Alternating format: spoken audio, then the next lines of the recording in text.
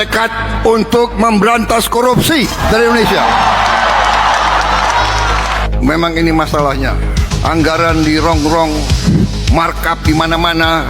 Dan saya kasih peringatan ya, para birokrat, kalau masih ngotot mau mempermainkan anggaran, mengira bahwa kita bodoh semua, jangan kira saya tidak tahu. Saya kasih peringatan para menteri, para kepala badan, pejabat, bersihkan aparatmu semuanya itu. Begitu saya dilantik jadi Presiden Republik Indonesia, dan pada saat itu, mulai saat itu, saya akan kejar koruptor-koruptor itu.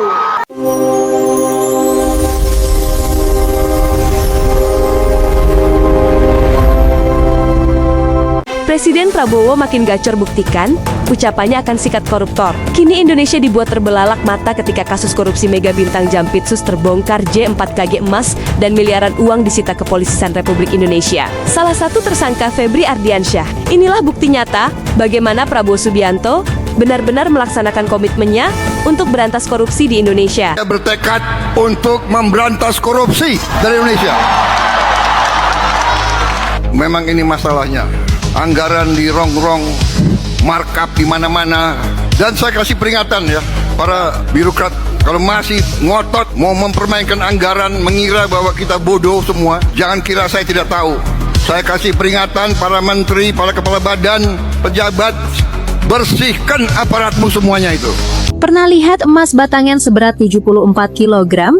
Itu lebih berat dari total emas yang ada di puncak Monas. Ditambah tumpukan valuta asing senilai 476 miliar rupiah. Angka fantastis ini mendadak viral dan dikaitkan sama rumah Jampitsus Febri Ardiansyah. Tapi tunggu dulu, disinilah letak pertempuran narasi yang sebenarnya sedang terjadi. Yuk tonton videonya sampai tuntas, jangan sampai kita gagal fokus ya. Febri Ardiansyah dan tim Korps Adiaksa ini adalah motor penggerak yang ngebongkar mega skandal terbesar dalam sejarah negeri ini. Dari kasus PT Timah 300 triliun, Asabri, ekspor sawit, sampai Jiwasraya. Ya, ketika penegak hukum mulai berani menyentuh epicentrum kekuasaan para oligarki, maka isu, teror, dan serangan balik adalah risiko yang harus mereka telan. Tapi logikanya harus adil. Sekalipun ia punya jasa besar dalam menindak korupsi, kalau sampai terbukti ikut korupsi, gak ada ampun dan gak ada maaf. Sama kayak ketegasan Pak Prabowo ke figur-figur kepercayaannya yang kalau terbukti melanggar langsung dicopot dan dijadikan tersangka. Di titik ini, publik melihat komitmen yang jelas, kedekatan dan jasa besar bukan jaminan kebal dari hukum. Inilah logika baru yang menarik di era pemerintahan Presiden Prabowo. Arah angin benar-benar berubah. Istilah hukum tajam ke bawah dan tumpul ke atas perlahan mulai dipatahkan. Mengapa? Karena yang digulung sekarang bukan lagi pemain kelas teri, melainkan para gajah dan elit yang selama ini merasa tak tersentuh di puncak menara gading mereka. Komitmen politik dari atas sekarang sudah clear dan tegas. Siapapun lu, sekuat apapun backingan lu,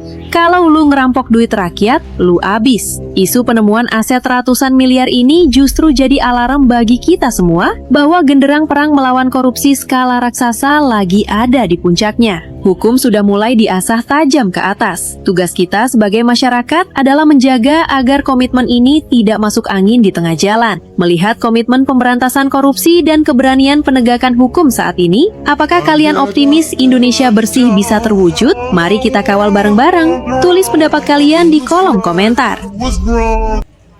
Tanpa restu dari Bapak Presiden Prabowo, gak mungkin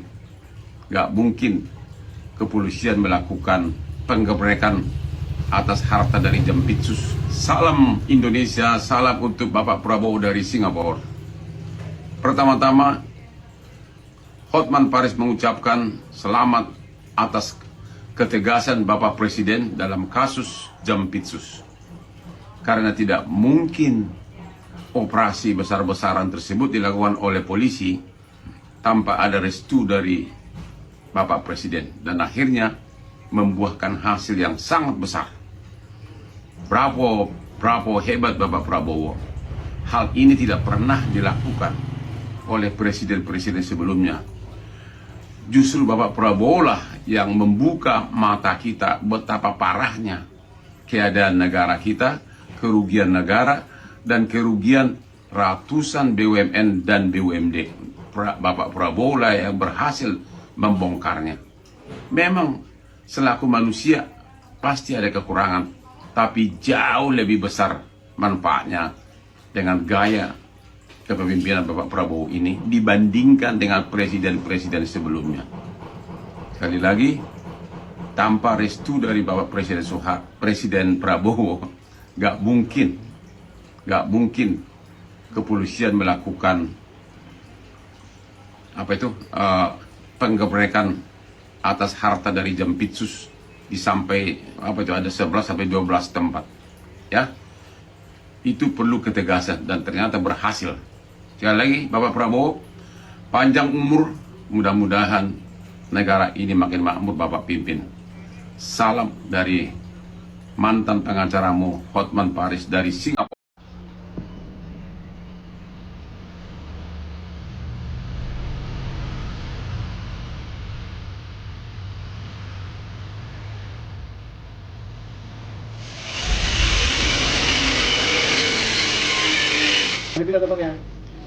Jangan tidak telepon lagi.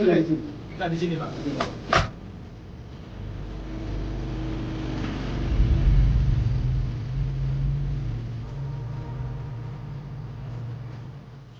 Penyidik masih melakukan penguatan terkait tentang alas hak kepemilikan rumah yang digeledah. Memang mungkin informasi yang beredar adalah termasuk tadi ada konferensi pers tadi pagi, tapi penyidik akan melakukan pendalaman melalui PT Sentul City, melalui juga akan memeriksa saksi sekitar, serta akan melakukan pemeriksaan terhadap BPN terkait tentang akte kepemilikan, SHM kepemilikan atas nama siapa. Dari uang yang ditemukan ini masih dilakukan pendalaman. Begitu juga penyidik masih melakukan klaster terkait tentang 3 objek perkara terkait tentang barang bukti yang ditemukan. Kami mohon waktu kepada teman-teman sekalian dan kami akan menyampaikan dalam waktu. Ini udah gila nih gara-gara Jampitsus Febri, gara-gara dia banyak mengkriminalisasi orang seenak jidatnya. Di sidang Pertamina, Kerry Gading Dimas, mereka bersama-sama divonis harus membayar 13,6 triliun. Seperti halnya Nadiem Makarim, mereka tuh juga nggak punya uang sebanyak itu. Dari persidangan udah terbukti kalau mereka nggak pernah menerima uang sebesar itu. Rekening mereka, laporan pajak, semuanya jelas kalau mereka nggak punya uang sebanyak itu. Hakim, jangan samain Kerry Dimas Gading sama Jampitsus Febri yang duitnya diberangkas 500 miliar, emasnya berkilo-kilo. Mereka bukan triliuner. Mereka cuma anak-anak muda yang lagi bangun usaha. Jahat banget kalau harus bayar sesuatu yang nggak pernah mereka terima. Dan ironinya lagi, kalian harus tahu tangki mereka aja masih dipakai sampai di detik ini. Banyak pakar hukum yang udah menyatakan kalau mereka nggak bersalah dan harus bebas. Kalian bisa lihat hasil eksaminasi putusan mereka dari UI dan Unwahas. Itu menyimpulkan bahwa mereka itu nggak bersalah dan putusannya cacat fundamental. Coba kalian bayangin, secara hukum yang bertanggung jawab atas perusahaan itu kan adalah direksi komisaris. Gading Dimas itu adalah direktur komisaris. Vonis ya 7 tahun dan bayar UP 5M. Terus gimana jadinya Kerry Adrianto yang cuma pemegang saham, gak punya peran, gak punya jabatan, malah lebih tinggi vonisnya 15 tahun dan UP-nya 13,5 triliun. Terus ngapain sidang, ngapain banding kalau kayak gitu? Gue di titik kayaknya kasus ini tuh harus ada atensi dari presiden. Presiden pun pernah bilang kayak gini sebelumnya. Tidak boleh ada kriminalisasi, tidak boleh ada penyalahgunaan wewenang. Gue sepakat kalau hukum nggak boleh digunakan untuk kepentingan satu kelompok manapun. Gue juga sepakat dengan presiden kalau hukum itu tidak boleh ada kriminalisasi dan tidak boleh ada penyalahgunaan wewenang. Teman-teman kawal terus kasus ini, bebaskan Kerry Gading Dimas agar hukum bisa benar-benar